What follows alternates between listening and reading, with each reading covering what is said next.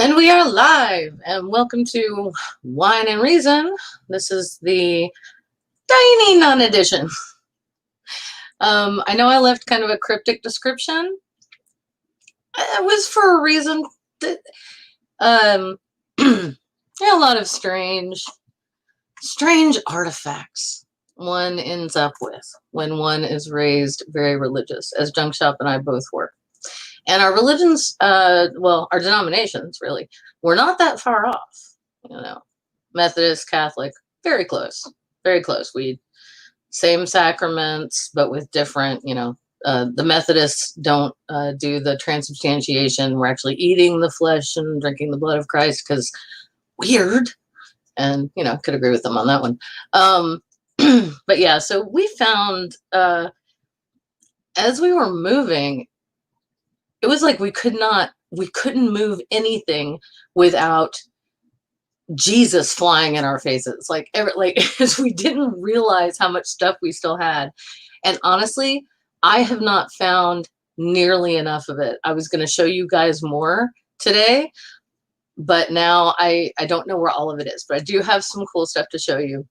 And apologies for my appearance, y'all. I don't know why. It is super hot in here, but if I turn the fan on, it's going to create a lot of background noise. So I'm just sort of torn. Let me first of all say, let's see who's in that chat. All right. All the cool kids are here. Cool. All right. We've got Critical Cripple. Hey. Aw, hey, darling. Junk Shop is here. Never Again. Hello. Oh, I'm so glad. Sure. Thank you for leaving it open, Never Again. And thank you for going to the post office. This is a weird thing to say, y'all, but please support your post office if you can. If you're in the States, buy a book of stamps. Do what you can. It's an essential government service, and frankly, if it wasn't for the post office, I don't know that my grandparents would have made it through the Great Depression, because that was my grandpa's main job. He worked for the post office for, I think, nearly 40 years. So, yeah, support those folks. They work hard, and they do. And it's not, they aren't always treated well. Okay. A bit of tea in Danish is here. Hey, Linda. Godless Sewing. What's up? How are you, man? Amber. Hey, darling. How are you? Crazy Catnip. Heyo. Right back at you. Stuttering Chris. Oh, it's so good to see you. How did we move in the rain? Oh, yeah. Did you see that video? It was actually that day. For those of you who don't know, we essentially lost 2 main moving days, which is one of the reasons why there's so much chaos everywhere. And we haven't gotten as unpacked as we should have, because we just kind of, after those 2 weeks and losing actually the week of moving and losing the 2 days to heavy rainfall. And then it was just busting ass the rest of the week to get it done, because we had to. And I was having, my old back injury flaring up, and Junk Shop was, we're both like, oh, this was so much easier 6 years ago. So what's that line from Steel Magnolias? Time runs on, just remember it's running across your face. It's also running across my knees and my lower back. But no, stuttering Chris, yes, to answer your question, sir.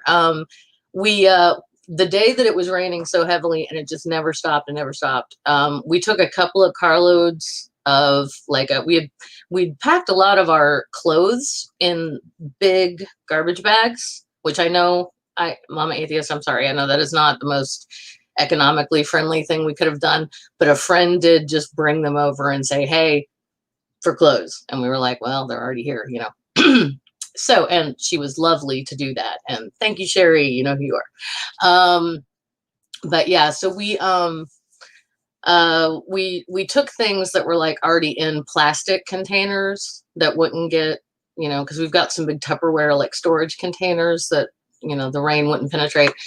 And that was really all we could do that day. We couldn't move any furniture. I remember standing there with the door open And we had all these boxes of books. And I think the specific post that Chris is referring to is the one where I did a really short video of just the rain pouring down outside our front window, our front door, and said, how the fuck am I supposed to move boxes in this? Yeah, or books rather, boxes of books in this. So the answer is we did not. We waited, and eventually the rain abated by the next day or so, and then we were able to pick it back up again. But yeah, it was not easy. All right, did I get everybody in the chat? I think I did. I got Catnip. Amiga Nuts! Yo! Hey, how's it going, man? Oh, Sitter and Chris, did I make you frown? Why are you frowning? Love you. Don't frown. It's cool. Okay. I think I'm all caught up on the chat. I don't know what all of you are discussing amongst yourselves, and that's fine. Discuss as you wish amongst yourselves. I don't care. I mean, I do. I care about y'all. I just, oh my goodness. Okay. See, obviously, this is me without wine. This, we have a lot to do bureaucratically today. I've got to change our address with everyone on all the, not only on all the websites and everything, but also, you know, with the post office and all of that. And it's just, it's a lot of bureaucracy that frankly I was putting off. I should have done it yesterday and I didn't. So this episode of Wine and Reason is sponsored by Coca-Cola. Coca-Cola, something you shouldn't drink if you don't want to get too fat, because there's a lot of sugar in it. But I'm having some whiskey later and I needed a mixer. But this is just Coke. Okay, so Harmonica Man, how you doing? Good to see you as always. All right, and as always, Amiga Nuts, critical. Anybody with a spanner like Brainbug, hey sweetheart. Oh, how cool is it, man? We're like COVID negative buddies. Did I tell you guys Brainbug story was a lot scarier because yeah, and you can he talks about that on his channel. I'm not going to tell his story for him. He did a good job. Yeah, Harmonica Man, I will be breaking into the bourbon later tonight for sure. Well, with the whiskey, it'll probably be whiskey. I don't know. We'll see. Anyway, point is, so yeah, so yeah, Brainbug and I both had COVID tests recently, and we both came up negative, and I'm so relieved. I'm particularly relieved for Brainbug because his situation was scarier or sounded much more uncomfortable than mine. I just had good old-fashioned edema, which if you don't know what that is, this is one of those fun surprises you get in your 40s, apparently. According to the doctor who saw me at the Minor Med on Saturday, he was just like, you know, just happens. My feet and ankles swell too. It's just water. We start retaining water as we get older. He says, you said you were moving, so you were moving around a lot, and then you were sitting, probably drinking a lot of water to rehydrate. I said, yeah. And he was like, well, yeah, that's what's going on. It's just in your feet. I'm like, okay, but my ankles look like 4 times the regular size. I mean, it looked like I had the worst ankle sprain of my life. That's what it looked like. They were just huge. And of course, the tops of my feet were all rounded and shiny and weird looking. And hey, Mark Caesar. And I know. I'm gonna have it mixed later. I'm just having a virgin. I'm just having just the Coca-Cola tonight. But I will mix the. I will mix it properly in a glass and not my stomach, I promise. So yeah, so I go there and then they ask me the questions, you know, do you have any COVID symptoms, right? They're asking me if I have a cough and I'm like, well, yes, I do.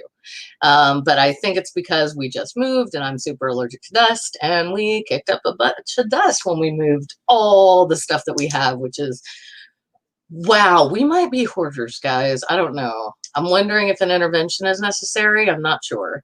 Can one do an intervention on oneself, or is that just changing one's mind? I did start a donation box for NAMI, which is the National Association for the Mentally Ill, I believe. And they're a really good, they're a good group. As far as I know, they're secular. Anybody, please correct me about that, but yeah, I started a donation box for them. We did some stuff with them when after one of my nephews was diagnosed with autism. So they were incredibly helpful.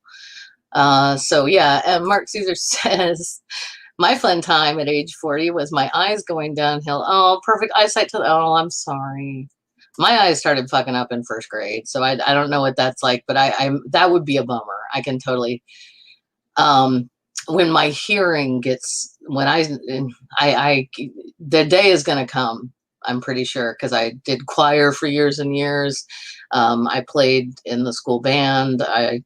You know, I like my rock and roll. I like my metal. I like some rap. I love my show tunes.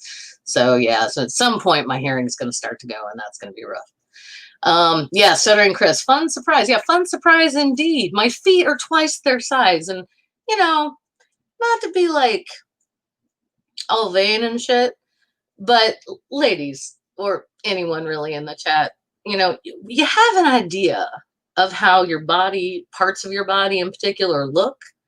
And when they suddenly look super wrong, it's terrifying.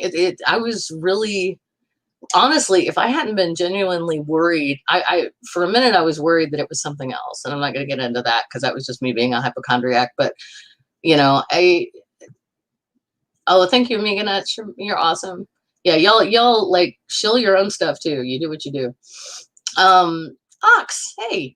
Yeah, so I was, you know, suddenly my feet and my ankles didn't look like mine, and I was so confused. And yeah, so now I have to wrap my feet and legs in these interesting and not yet stinky, but oof, they're gonna get there. Ace bandages at night, and prop them up when I'm sitting. I'm not doing that right now because I discovered that trying to stream while sideways like this, well, you know, enjoy my profile or whatever, but not so good. No, I prefer to look at y'all straight on when I'm talking to you. Oh my goodness. Okay, so I'll stop belly aching about my weird ass. But oh, wow, that was a tangent. Gosh, I need someone to keep me on task. I need a I don't know, maybe that one shrink who thought I might have ADHD was right. Okay, that's not a knock at ADD, people with ADHD. Three of my closest and dearest family members have ADHD. I'm not using that lightly. Alrighty, so point. There was one. Hey, Spooky Bed here. And it was that since I reported having a cough and I sounded like crap, like I sounded like, kind of like how, no offense, Brainbug, I'm sorry, I just used the word crap, but kind of like how Brainbug sounded on his stream yesterday. Saturday, I sounded like I was kind of starting to lose my voice. Everything was scratchy and weird. And so they went ahead, they did the COVID test, and I'm negative. Yay. And that's all we need to know about that. Yay. Happy about that. Also very happy about the election results. I don't know how all of you feel about that, so I'm not gonna rub it in. Actually, yeah, crazy catnip, totally. Hey, Geo Sam. Yeah, about 9/10 sure I have. Yeah, at this point, oh, sorry. I don't know what that's in reference to, but right on, Dave. Yeah, at this point, I have 3. Yeah, I know, guys. I'm sorry. I told myself I was going to give y'all a break from all things political. So I'm going to try. I'm just going to show these things. I'm not saying this. This is what other people are saying. I might be feeling something similar on the inside. It's going to be a long couple of months, y'all, though. It really is. I mean, I called my mom the night of the election because, yeah, seriously, girl, seriously. You are absolutely right. We have hope for the future. Yeah. It took a big wait. Yes. Honestly, you're not kidding, Godless Sewing, because of course COVID has been all through the White House. They need to go in and like professionally do that. Yeah, I'm beginning to think some people here are excited. Okay, cool. So all right, as long as no one's going to be hurt or sad, I will absolutely talk about it. Because What? 10 out of 9 people can't count? Really? I mean, I'm terrible at math, but I can count. Oh, are you?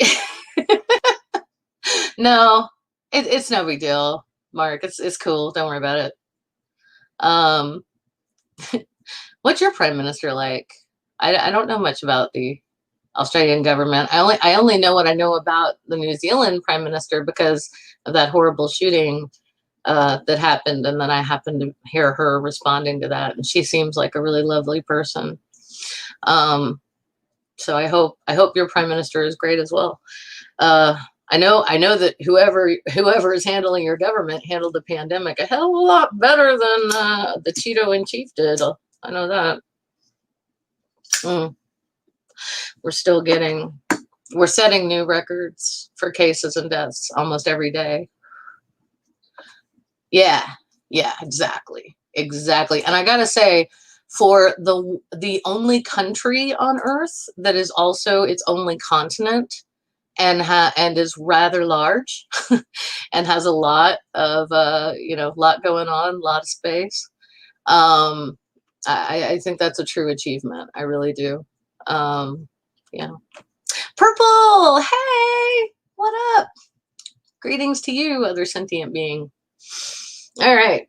So I did want to show you guys some stuff that we found, but it really was, and I'm sorry, we at the end there, it was just sort of like throw everything into boxes, sort it out later. Like it was that kind of nuts the last 3 days, because we had to be out. We had to be out by a certain time at a certain day.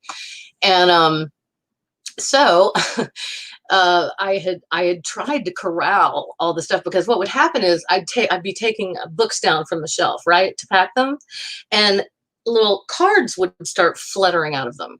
And that's not unusual. I mean, I think most people who love to read and love, oh, heck yeah, and love to read, love books, particularly love tactile books, right on, harmonica man, can tend to put things not just as book markers, but like my best friend Sherry that I talk about a lot, from a great friend of mine, writer, brilliant.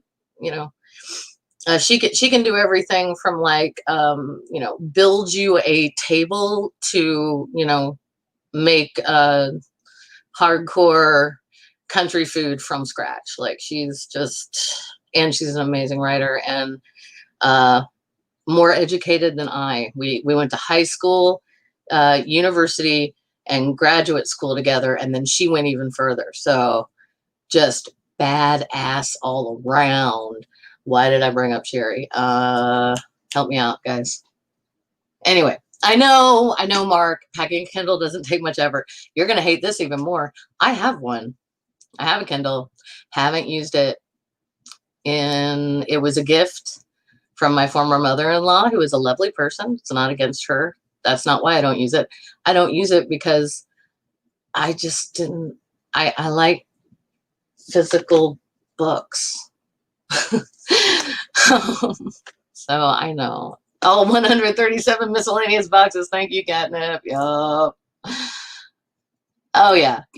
She's badass. She's awesome. You'd love her. Yeah. All the reason. Absolutely. Yeah. So okay. So yeah. So I was just pulling books down, and cards were fluttering out, and a lot of them were holy cards. And I was like, what the fuck? I don't remember moving. I have not been a practicing Catholic since I read the Bible when I was 17, 18, senior.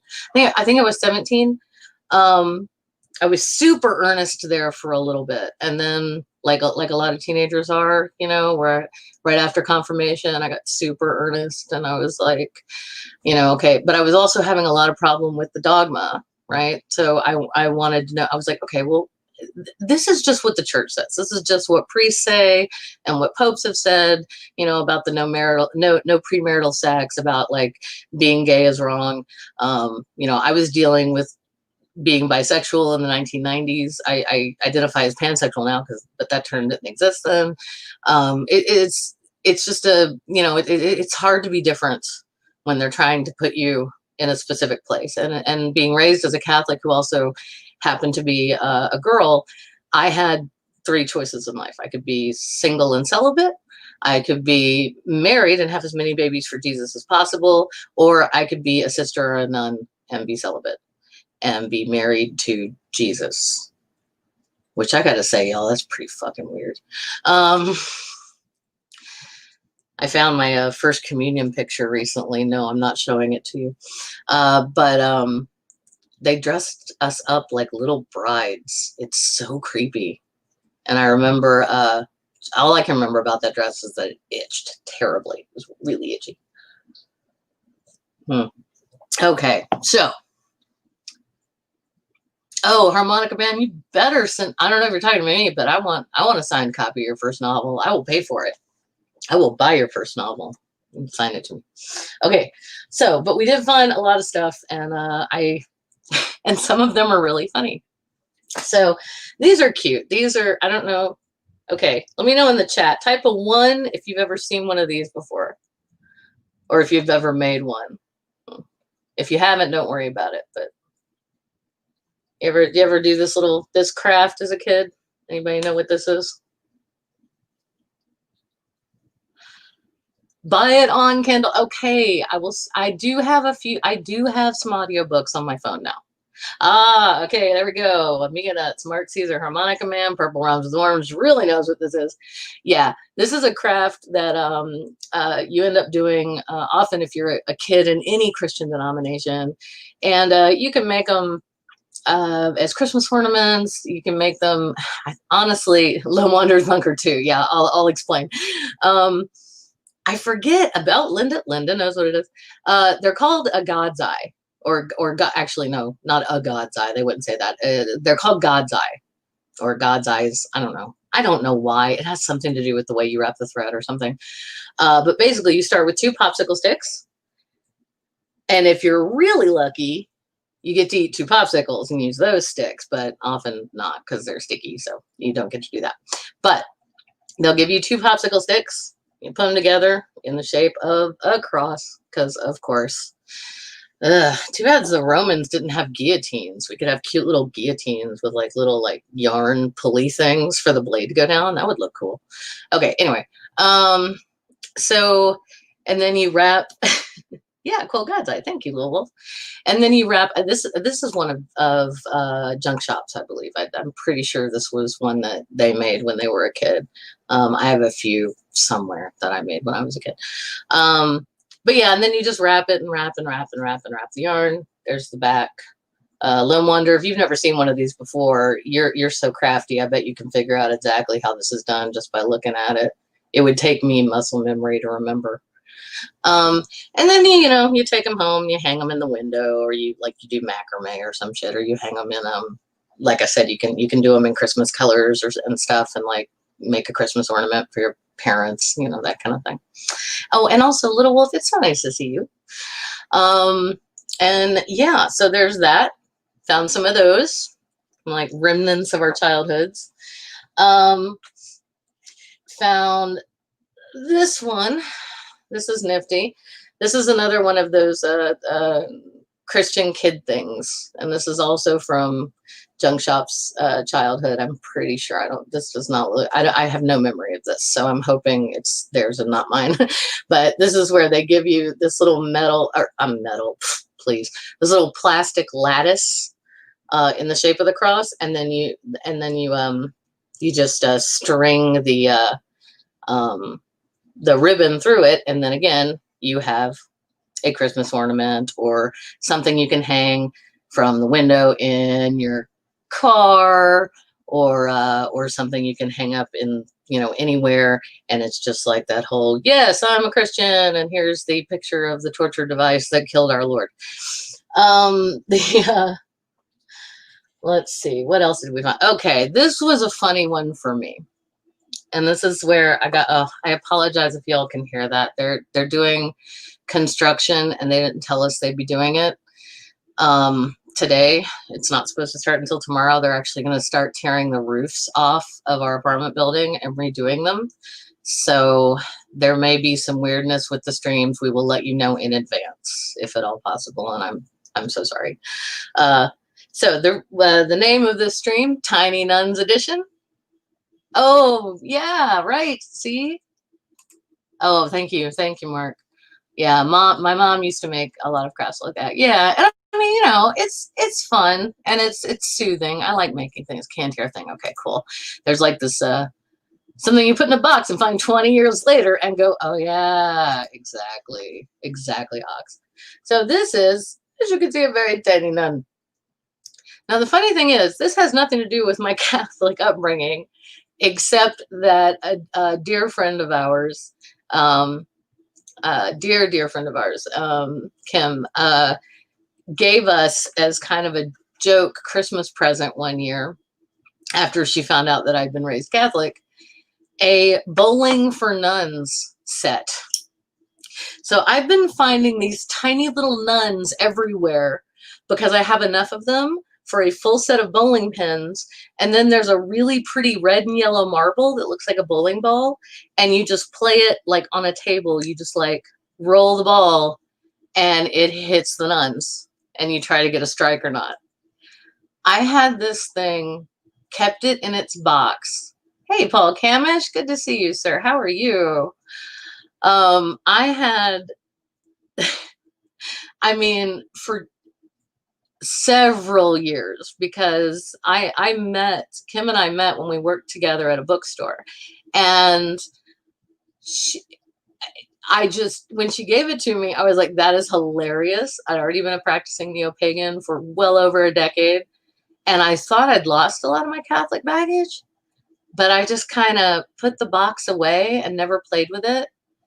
And then one night when I was not long after I realized I was an atheist and I was going through I am so pissed off that they fucked with my ability to understand reality. You know, the angry atheist phase that we kind of all go through. I was so mad that I filmed myself bowling on our coffee table with these nuns, and it's on my Facebook page from eons ago somewhere. And the fact that I put it on Facebook is kind of telling because, you know, my godmother, my aunts, all, you know, all the religious members of my family are on my Facebook. So that was kind of naughty, but I enjoyed it and it was cathartic at the time. Bowling for nuns sounds like a fundraiser, right? It does. It does. They shit out of luck. Wait. After 18 years, I should. Good. I'm glad. I paint little yellow triangles on them and turn them all into penguins. Well, they kind of are, especially if you've seen Blues Brothers, right? The penguin. And if you don't know that reference, you should watch the Blues Brothers, the original. Okay. Oh, people saying hi. Lots of love in the chat. Love it. Spooky bed hair. Oh dear, this is great. Yeah, exactly. And the thing is, I am finding them everywhere except for today. I've been trying to corral them all together. And today I could only find this one. And I promise that there's like 7 or 8 more just around in various places. But everything's nutty because we're moving and I don't know where anything is. Okay. Now I'm gonna take a short break from the religious stuff to show you some fun secular stuff that we found. And no, it's not what you're thinking. I forgot that I was the proud owner of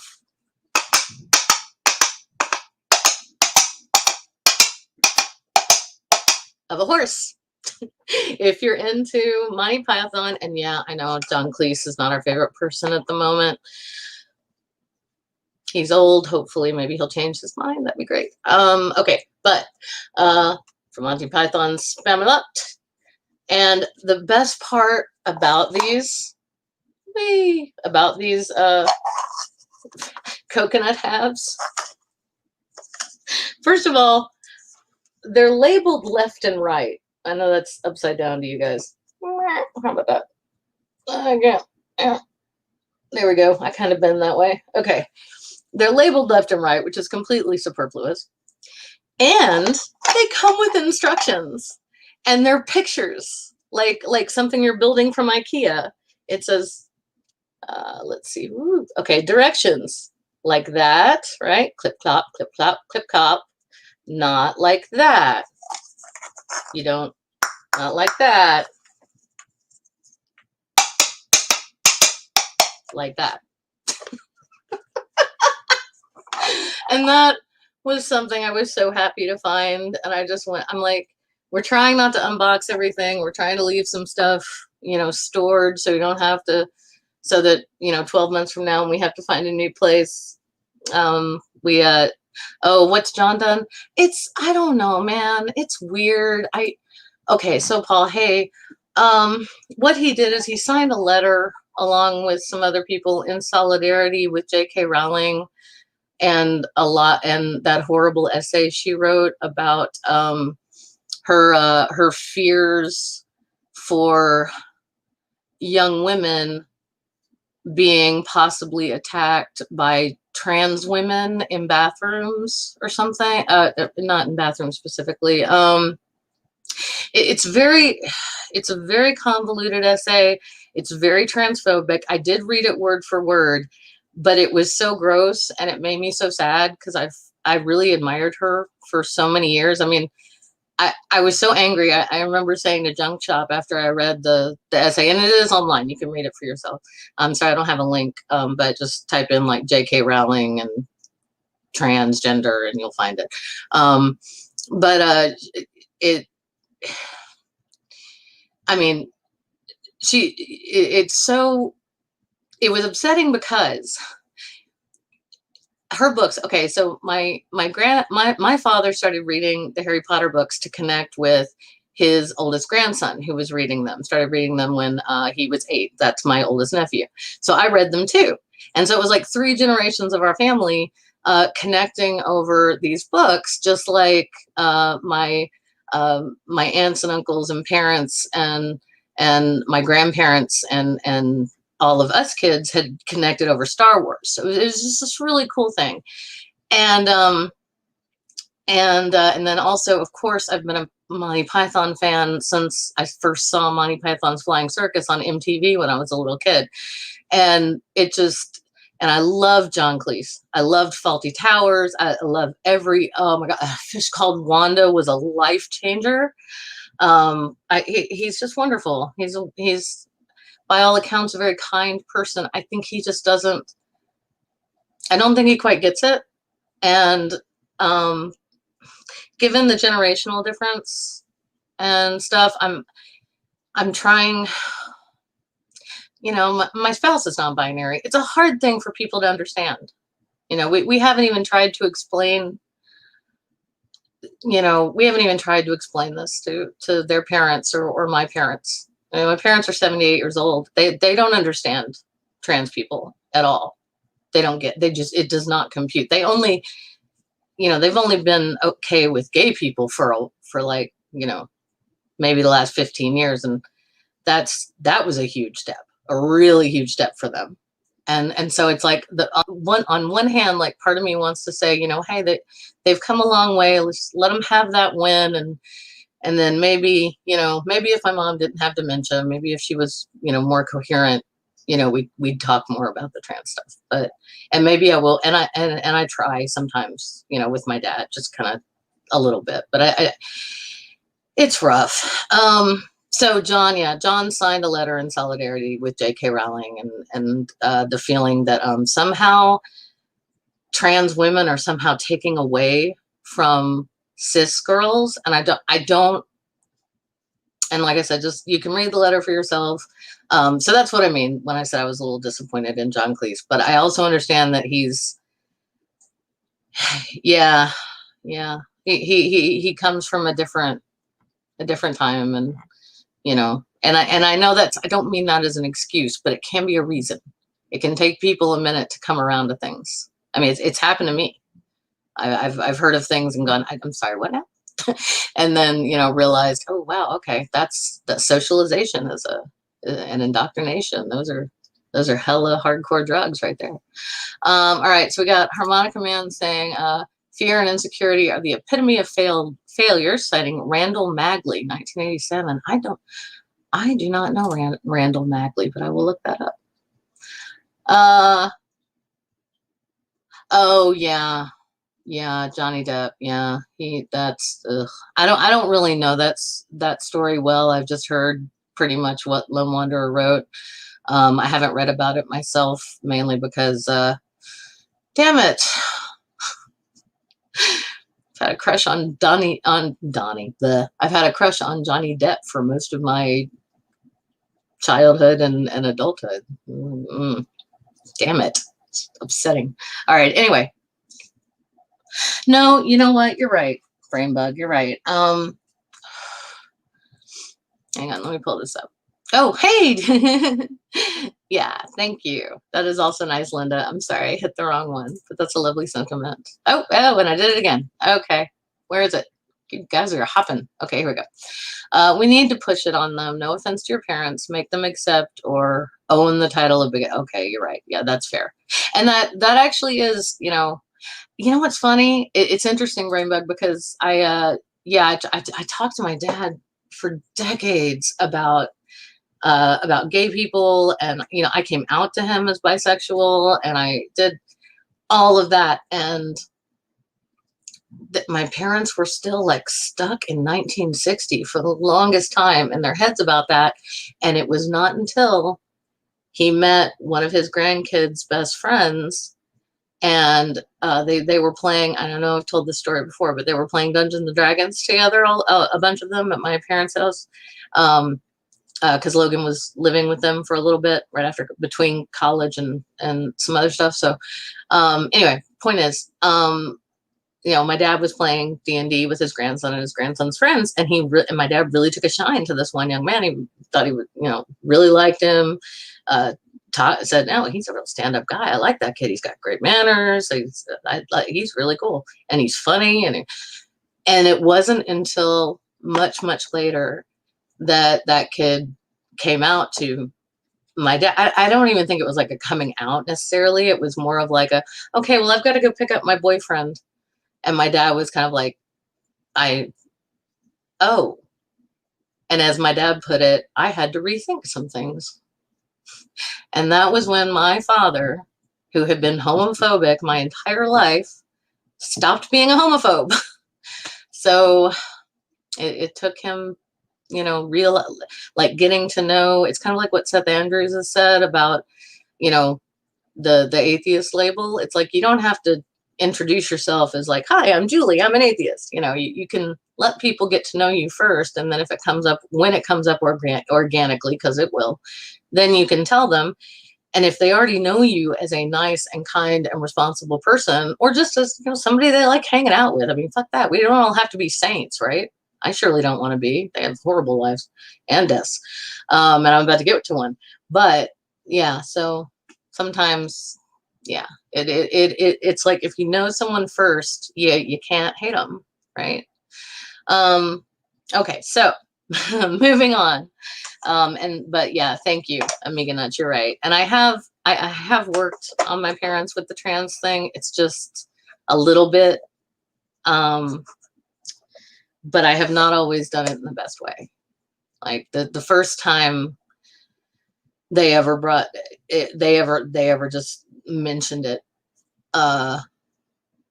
was basically my mother saying, well, I believe men are born men and women are born women. And then one of her granddaughters said, so do I. And that's when I jumped up. By the way, we're in the hospital at this point because my father is about to has had a heart attack and is about to go into heart surgery for what we thought at that time was going to be a double bypass, ended up being a quadruple bypass. Not the best time to go off about a social issue, but I was very stressed. And I promise, I remember standing up and thinking, well, that's fine. Only about 98% of people with gender dysphoria commit suicide in this country. And then I said, I need a cigarette. And I walked out and I walked off the hospital grounds and I had a cigarette and I got back. Now, Junk Shop was there. And a couple of years later, I told them, I am so ashamed of myself that day for not saying that out loud. And he said, oh, honey, you did say exactly that out loud. And I said, what? And he was like, yes, you did. And your mother and your niece were both shocked, but your niece was shocked and like looked a little ashamed. And I was like, awesome. I mean, I don't want to cause my niece to feel shame. That sucks. But anyway, yeah, it's like, well, we're working on it. Oh, lots of good talk in the chat about homophobia, the kind of stuff. I was homophobic, especially when I was a young Christian, especially towards myself. I hated that I thought girls were pretty and that I thought they were attractive and that I had a crush on my friend Melanie and my friend Jason at the same time. I didn't understand that. And I thought I was evil or gross or something. And I'm not. I just like all the chocolates in the box. That's it. Okay, so back to stuff we found. All right, if you all are cool with that. We found unwrapped wine labels for Halloween. Okay, so this is when you go to your friend's house in the before times to a Halloween party and you bring wine because you're not a barbarian, and you put one of these sleeves over the original label of the wine because it adds festive, Halloween spookiness to the wine. Or you can, if you're the one throwing the party, you can do that too. And I found those and I was like, okay, next year, even if we're still social distancing, even if this pandemic is now endemic, which a lot of people are saying it is, and they have good reason for that. Yeah, tell me about it, Harmonica Man. Yes, yeah, I hope you don't mind, but yeah, and I was too. It was weird. It was a very fucked up kind of racism for me because I had Black friends that I loved, and then there were Black girls who were mean to me at school, and so it was this weird, like, I was always slightly afraid because when I would meet a new Black kid, because I didn't know if they'd like me or hate me, and I was bullied. That's the only time I was ever physically bullied. But here's the funny thing about that. The two young ladies who physically bullied me in elementary school happened to be Black. And when my birthday came around, I wanted to have a birthday party at a bowling alley. All class right here. All right, I was in 5th grade. And my mother, and I told her I didn't want to invite those two girls because they were mean to me. And my mother said, no, if you are inviting the girls in your class, you're inviting all of them, or you're not inviting any of them, because we're not having anyone feeling left out. My mother is a freaking genius. So I invite these Misty and, oh, damn it. Oh, I don't remember her name. It began with a T. Tina? No, Tina was, no. I know Tina was also in our class, but she was really cool. Oh, fiddlesticks, I can't think of her name. Oh, that's going to bug me all day. Okay, I'm sorry. Please forgive me. I was 10 years old. Okay, anyway. But I invite them both to the birthday party. They have a blast. They are so much fun to hang out with now that they're not, punching me in the stomach on the sly and stuff. And suddenly we're friends. That's all it took. They just wanted to fucking be included, like we all did at that age. So, yeah, that was a good lesson. Good on my mom. A gold star parenting moment for my mom.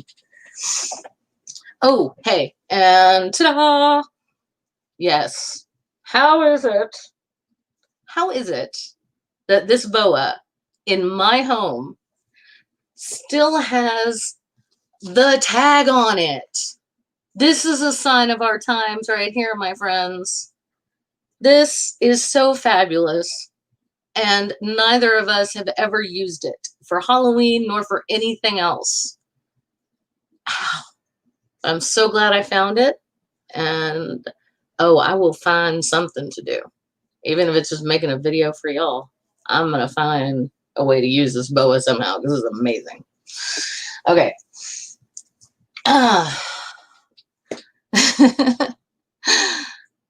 Oh, that sounds fun. Mark Caesar says, how's this? Have a wine night where everyone brings a bottle but removes all identifying features. Who would be a tight ass and bring a really cheap bottle? But oh, that would be me. Oh, wait.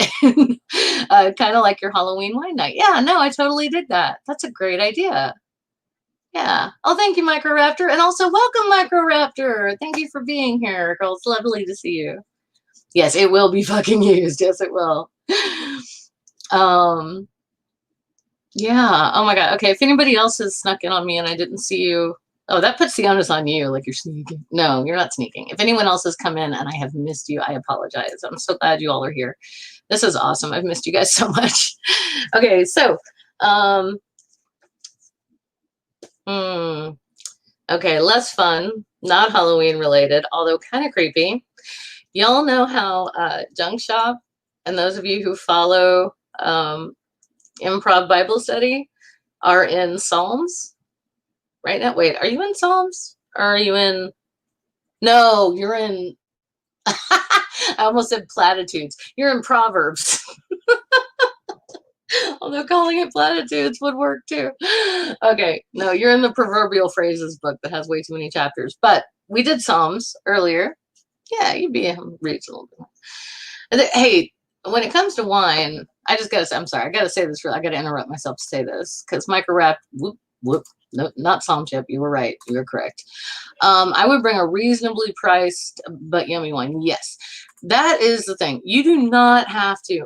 I have had, and I'm not gonna say how because I don't know. It was a weird time, but I got to taste a $500 bottle of wine once. And it was delicious. It absolutely was. And, you know, we all savored it. I mean, it was just the one bottle. So, and there were like 5 of us. So we all got like slightly less than a proper glass. But I will also say this. Had I not known, and this is at a time in my life when $500 was more than my monthly rent. Okay. So this was like, it was weird. Like this is not something I do, and nor have I done since. So I'm tasting this amazingly expensive wine, right? And I think I think it's delicious, and everybody else agrees. You know, we all like it. But I can't. Yes, finished Psalms. We all agree that we like it, but what we don't know, and what I can't know to this day, is would I have liked it just as much if I hadn't known? Robert X, heck yeah, you made it. If I hadn't known how much it cost, how much did that, you know, affect my opinion of this wine? So I find that interesting. So what I do now, I buy what I like. I drink what I like. If, you know, Junk Shop and I both have a penchant for very cheap sparkling wine, which means we don't have to spend expensive money on, or we don't have to spend money on expensive champagne because we'll go pick up a $10 bottle of sparkling wine and enjoy the hell out of it.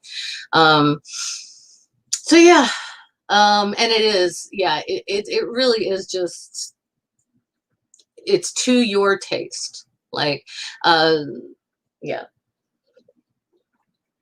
But if you ever want to do an experiment that is also a fun social activity, and I am stealing this from John Cleese, who we were just talking about, but a fun thing to do, if you, well, and also if you can afford to, because, you know, I can't afford to do this, but maybe if you asked everybody to bring a bottle and then give it to you secretly with like the receipt or something, what you do is, that would skew the results because somebody might really know their wine that they bought. But basically you cover up the labels, and you just number each bottle, right?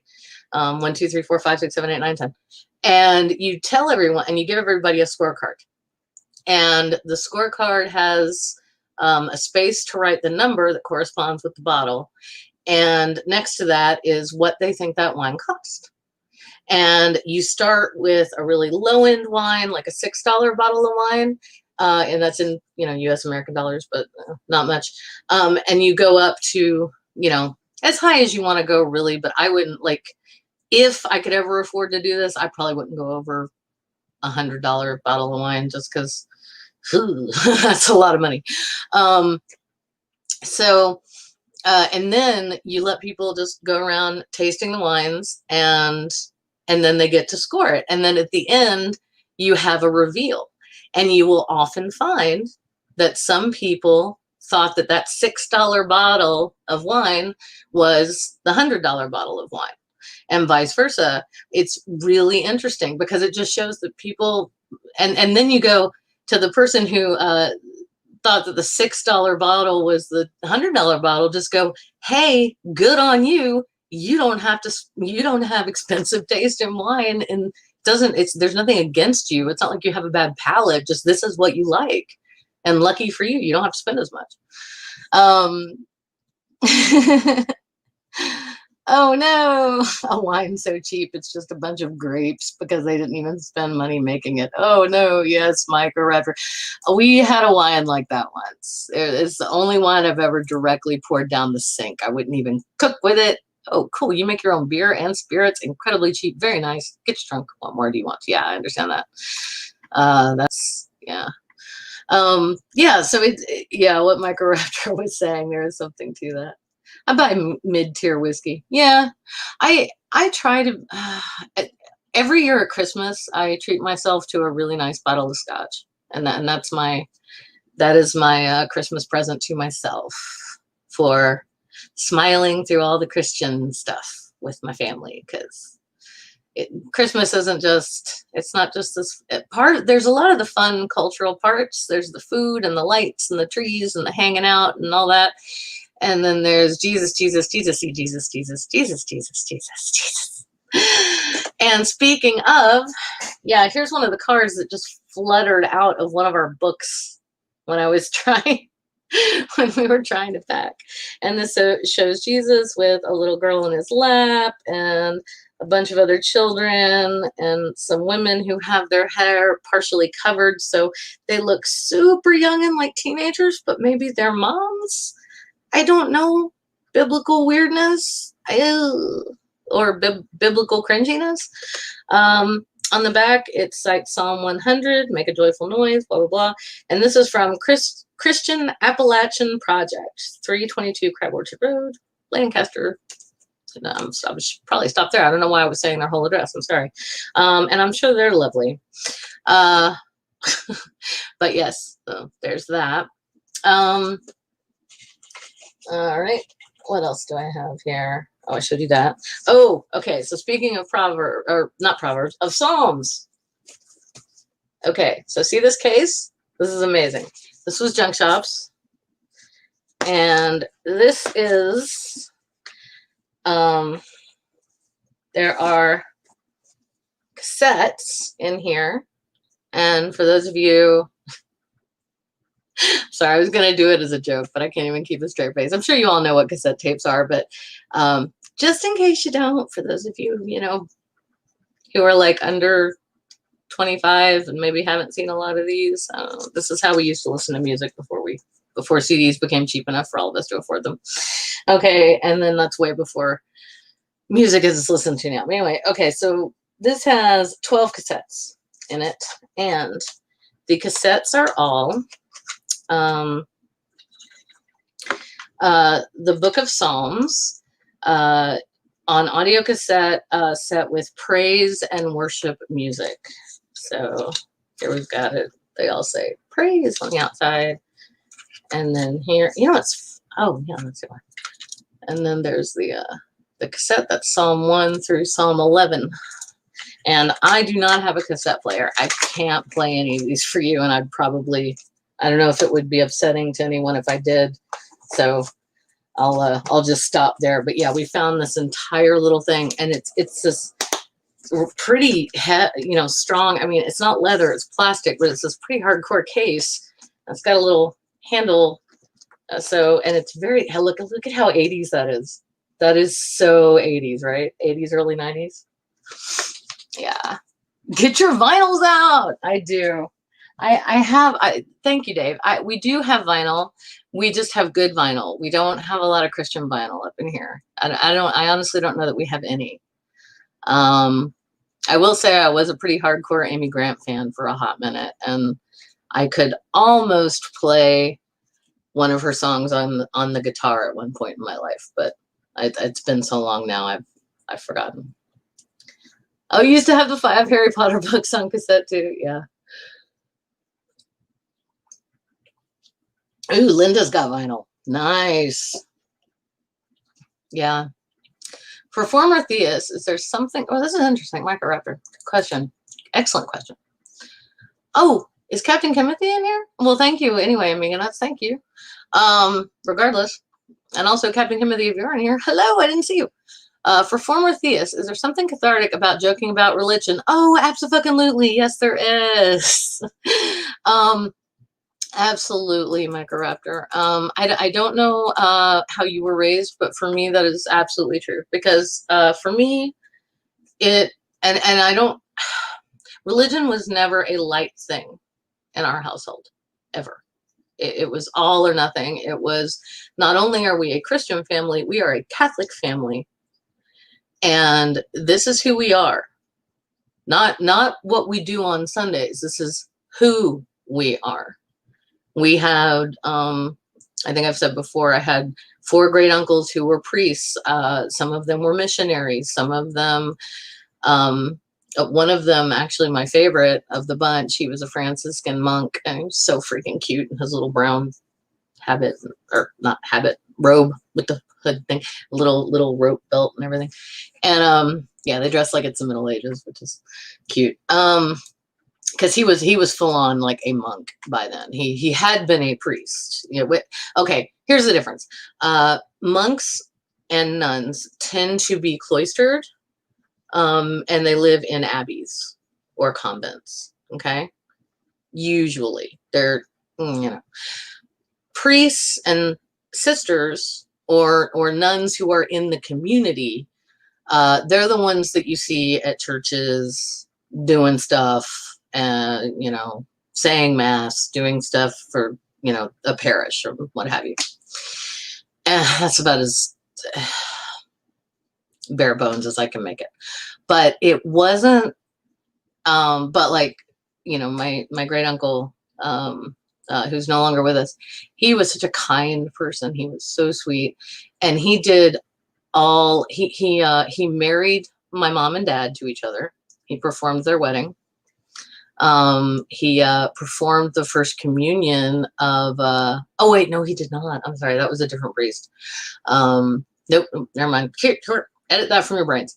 But he married, his niece, my mom, to my dad. And it was just a very, very big deal. Like everything, nothing in our, discussions around the dinner table, were often socially based, but it would almost always get into theology on some level. It's like catechism informed a lot of our decision making, and it definitely took up way too much of my time. Like Wednesday, because I went to public school, luckily I did not suffer through Catholic school. Although knowing me, I would have kept the skirt, but that's nothing. But no, I did not have to go to Catholic school because my parents ended up having more kids than they could afford. And even with the parishioner discount, they could not afford to keep us all in Catholic school. So I got to go to public school, which was much better. I met a more wider variety of children than my older siblings did. It was just better. It was a lot better for me. And I think that has something to do with me being the most liberal of my of my siblings. I'm sorry, I have to address something in the chat here. Dave, you are absolutely wrong. I love to dance. Um, okay. I just made a joke that like no one's gonna get. If you're like the one person who got that joke, thank you. There's a dance from the mid 60s that in the States that was called the shag or shagging, which I'm sure sounds just fucking hilarious to Dave right now. So I hope he's laughing at that. But also, yeah, I like shagging as well in the more traditional sense. Very much. It's one of the reasons I couldn't stay a good Catholic. I got to be 17 and I was like, this something has to be done about all these feelings, right? So yeah, so so for me, I'm sorry, I've gone on such a long freaking tangent to answer Micro Raptor's question. But yes, for me, a little blasphemy once in a while goes a long way toward healing. That's how I feel about it. I genuinely do. Like, and then it's really funny to me when I do something like I get a stocking stuffer from a friend that's little plastic nuns, and I wait almost 10 years before I actually play the little bowling nuns game. And some things, still I have to take a second and go, no, that's the indoctrination talking. You don't really think that. So yeah, you can dance if you want to. You can leave your friends behind. Yep. Anyway, all right. So here's the last thing for today. How long have we been going? Oh, wow. It's 3:01. Jeez. Okay. Here's the last thing for today. I thought some of you would find this quite interesting. I certainly did. I don't know how I got this. Don't remember. This could very well be something my mother slipped into my purse after I talked to her and my dad about, yeah, just call it exercise with me. And that's damn straight. Dancing is fantastic exercise. So is sex. Also fantastic exercise. But anyway, yeah, so after I told them that I've been diagnosed with 2 anxiety disorders and bipolar disorder, this showed up somehow, and I just found it. I only just found it in the move. But this is Saint Diphnah. And Saint Diphnah is the patroness of those afflicted with nervous and emotional illness. But that's not what she's really known for. She was an Irish saint. Her father was a pagan chieftain before all of Ireland was converted to Catholicism. Her mother was a Catholic. She converted. Diphnah was their only child. And her mother died. And her father's counselors, for lack of a better term, the guys right under the chieftain, were all over him to marry again, because he only had one child and she was a daughter. Now, in Ireland at that time, this is oh, I'm sorry, I didn't give a year. Dagnabbit. Pagan, daughter of the pagan king of Oriel. Anyway, in Irish culture, it was not unusual for a daughter to inherit, and then she would marry, and her husband would be chieftain, but everyone would know that the royal line was through her side of the family and not his. And it was that so that happened a lot in the British Isles, and it wasn't a bad thing. It was actually kind of progressive, and has held up. I mean, we still have y'all still have a queen right now, not a king. I don't think she's gonna give it up, man. I think she's gonna go out feet first before she ever lets her son become king. And I can't really blame her. All right. Anyway, so she's a martyr because her father told his advisors, "Then find me a woman as beautiful and intelligent as my wife, and I will," not of Oreos, of Oriel, Oriel, "and I will marry her." Well, it's unclear at this point also, because this is all like just verbally passed down and could totally be a shit ton of bullshit. But and also a way to certainly vilify the other right? But at some point, the counselors apparently just came up empty. Couldn't find a lass out there as pretty as the wife he'd lost, nor as intelligent. So he decided, in his grief and subsequent madness, and that might be why she's the, that might actually, it might, oh yeah, it might be because of her father. That might be why she's the patroness of those afflicted with nervous and emotional illnesses. Boom. Okay. So in his grief and madness, he decides that the only woman close enough to his dead wife would be his daughter. Super gross, right? She's also like 14, which wasn't that unusual in the early Middle Ages, but it's still, I know it rubs all of us the wrong way. So anyway, she gets her confessor, a priest. She tells him what her father is planning. She asks her father for a month to pray about it and prepare. And in that time, she hatches a scheme to escape with her priest, the court jester, and the court jester's wife. And by the way, that's all they say about that in this little pamphlet anyway. That's all they say. I'm like, what is the court jester story? What? Why do he and his wife need to flee? Why do they want to go? What? They're risking their lives. What happened? I'm freaking out. I really want to know that story. You need to look it up. Anyway, so Difna and the priest and the court jester and the court jester's wife all escape to a different, is it a city or a village? I think it's just a village, far away. And well, not that far actually, because so yeah, so basically they were safe for a little while. This is where it gets sad, but I'll be brief. They were safe for a little while. Everything was cool.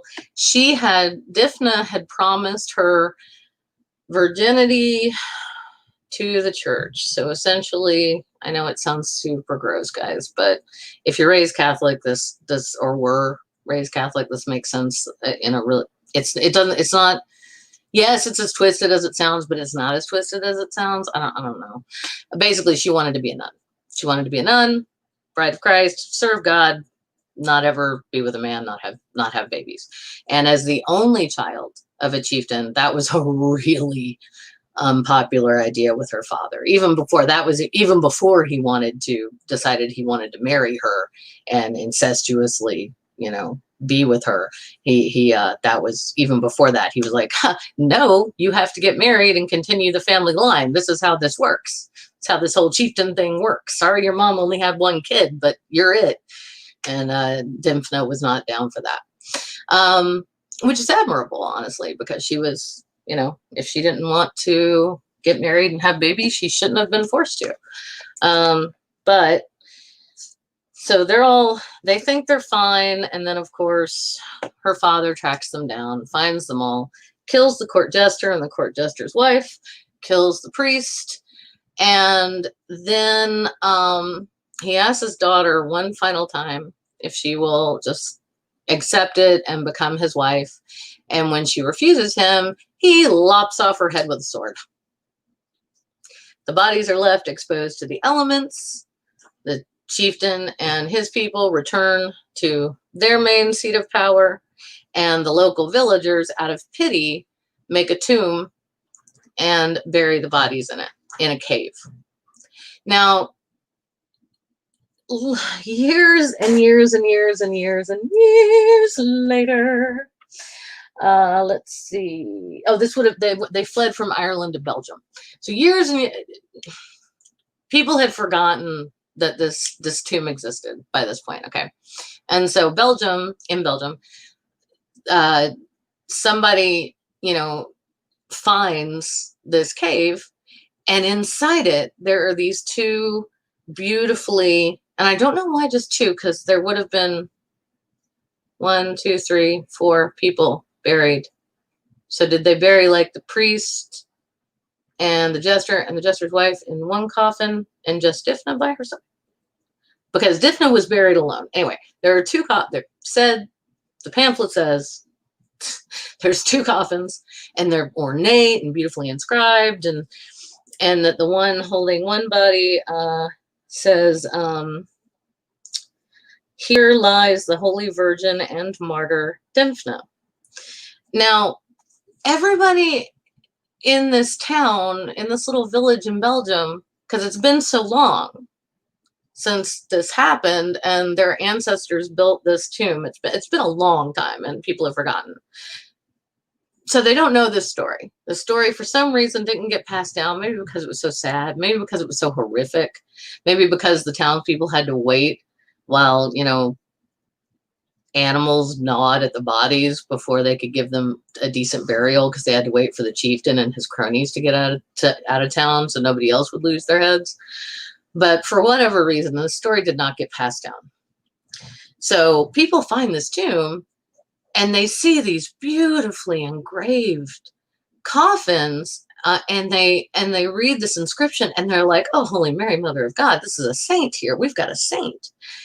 And of course, then they start taking relics. Who knows what a relic from a saint is?